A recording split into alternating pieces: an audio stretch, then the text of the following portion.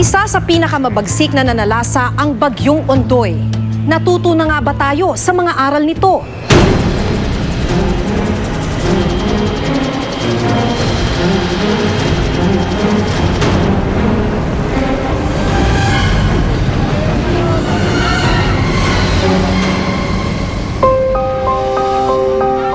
Halos 500 katao ang binawian ng buhay.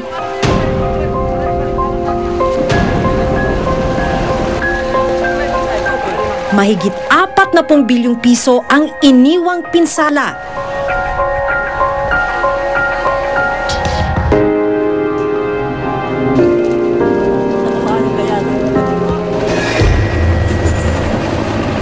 Ito ang nakapangingilabot na bakas ni Ondoy, isa sa pinakamabagsik na bagyong tumama sa bansa.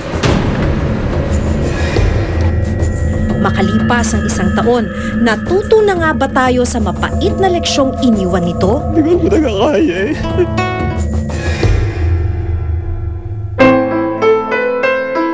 Madalas ay dito makikita sa sementeryo si Alan, 30 taong gulang. Dito niya lang daw kasi makakasama ang kanyang buong pamilya.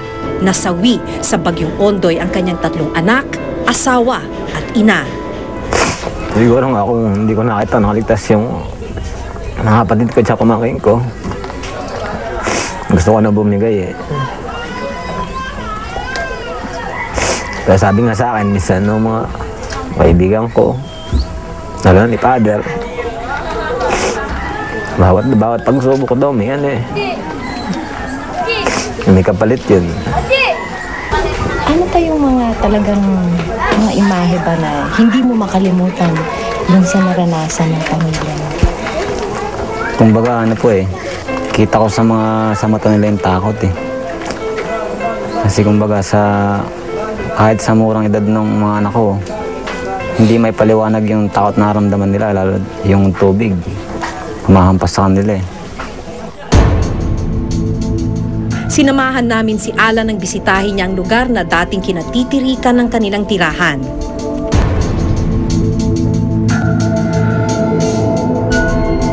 Ang lugar kung saan nagsimula ang kanilang mga pangarap.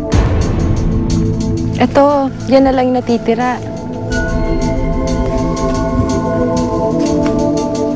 2 palapag siya, no? Yung bahay niya dati.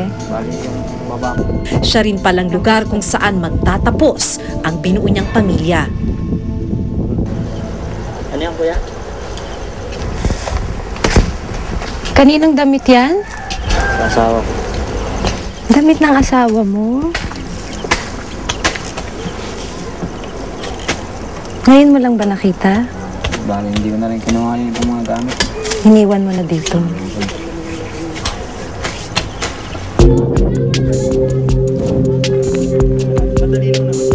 Sa kasalukuyan, dito sa isang relocation site sa Tanay naninirahan si Alan.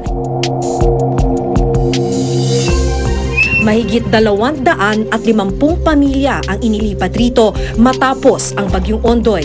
Pero may nakikitang problema rito ang isang urban planner. Sa nakikita ninyo, masasabi po ba natin ngayon na sa ganitong setup ay 100% naligtas ang mga na-relocate na mga kababayan natin? Hindi. I would not say so. Hindi ko masabi yon. Kasi may mga danger pa nga rito. Yung exposure to typhoons, the susceptibility to erosion, kasi sloping.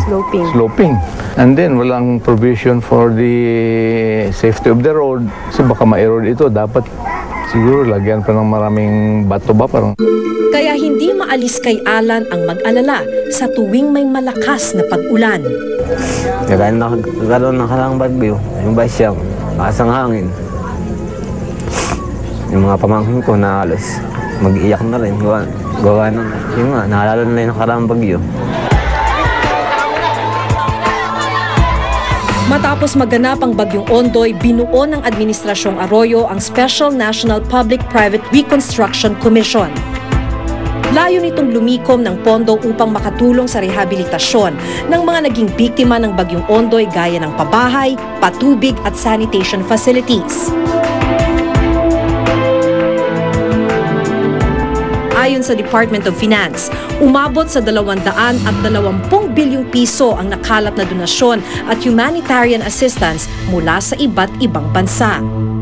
Hanggang ngayon, hindi pa rin naglalabas ng exit report ang pamahalaan kung saan napunta ang pondo.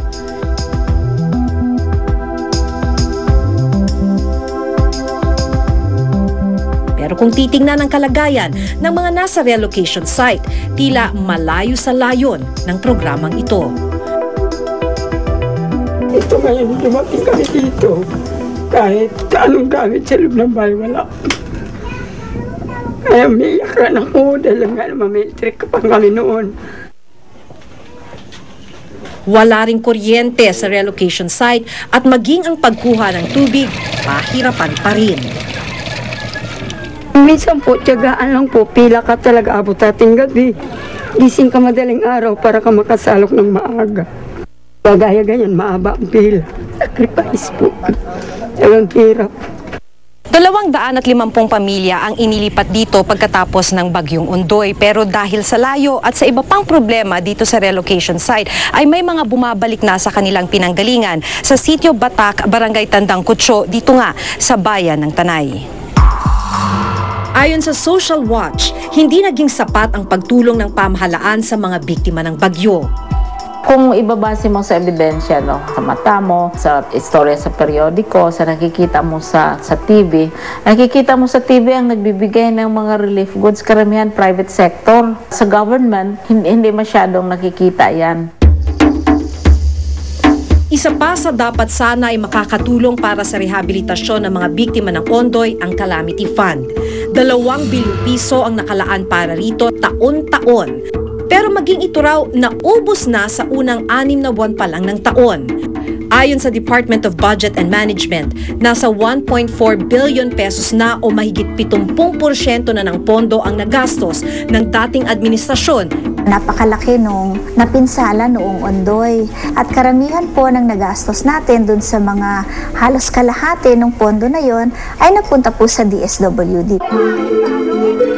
Bukod sa mga nawala ng tirahan, marami rin sa mga infrastruktura ang nasira noong Ondoy. Tulad na lang ng mga river wall sa Tanay Rizal. Ang mga sandbags na inilagay rito, unti-unti na ring nasisira at nauubos.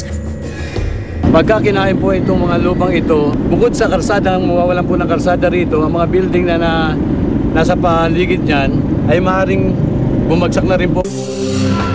Sa infra, sa ngayon ay naghihintay tayo na sana sa rehabilitation, restoration ng ating mga river dikes and mga roads and bridges natin, eh sana yun ang aming matagal lang inihintay na sana mapagkalooban kami. Sinubukan naming kunan ng pahayag ang DPWH pero tumanggi muna silang magbigay ng pahayag. Marami pa rin proyekto na makakatulong sana para hindi na maulit ang mga ganitong trahedya ang hindi pa rin nasisimulan. Isa sa mga proyektong ito ang Parañaque Spillway. Ito sana ang magiging daluyan ng tubig baha mula sa Laguna de Bay, direkta sa Manila Bay. Panahon pa ng Administrasyong Marcos nang ipinanukala ito ng urban planner na si June Palafox. Hindi pa rin ito nasisimulan. Yung flooding ng Laguna Lake, 65 days of floods. Kung nandun yung Parañaque Spillway, nabawasan ng 20 days. Ang Manggahan Floodway naman na naglalayong magdala ng tubig baha sa Metro Manila papunta sa Laguna de Bay. Sa ngayon, malaking problema ang kinakaharap. Sa pagpunta namin sa paligid ng Manggahan Floodway, nananatili pa ring nakatayo ang mga bahay na iligal na ipinatayo rito.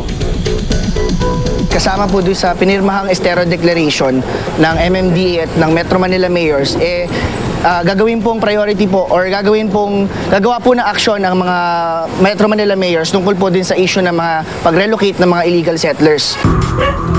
Sa tala ng HUDCC, nasa 4,000 informal settlers na ang nailipat sa mga relocation sites. Pero malayo pa rin ito sa mahigit 40,000 informal settlers na dapat nang alisin sa mga danger zones ayon sa World Bank. Saan po tayo? Diretso lang. Doon sa directly po na nasa ilalim, talagang 100 yung pamilya? Hindi, lahat na to. Pati Lahat bubuhan, na. no? Ito siguro Pati natin. doon sa may gilid po. Oo. Isa ang pamilya ni na Marcia, 38 taong gulang, sa mga naninirahan pa rin sa ilalim ng tulay. Bakit nandito pa rin kayo sa ilalim ng tulay? Katulad ko, dito ang hanap buhay ko, yung mga anak ko dito rin nag-aaral. Kung lalayo kami, saan kami lalo? Mag-isa lang akong kataguyod sa mga anak ko. Dito lang ako nakakaroon ng trabaho. Kaya, tiyatsaga kami dito kahit bumabaha. Ayon sa isang pag-aaral, nangunguna ang Pilipinas sa mga disaster-prone country sa buong mundo. Hanggat walang nasisimulang konkretong aksyon para maging handa ang bansa sa mga paparating na kalamidad, ang mga katulad ni Alan patuloy pa rin ang pangamba na baka maulit sa kanila ang malagim na trahedya. Ako si Maki Pulido at ito ang nakatala sa aking Reporter's Notebook. I have here the list of the alleged wedding operators. 32.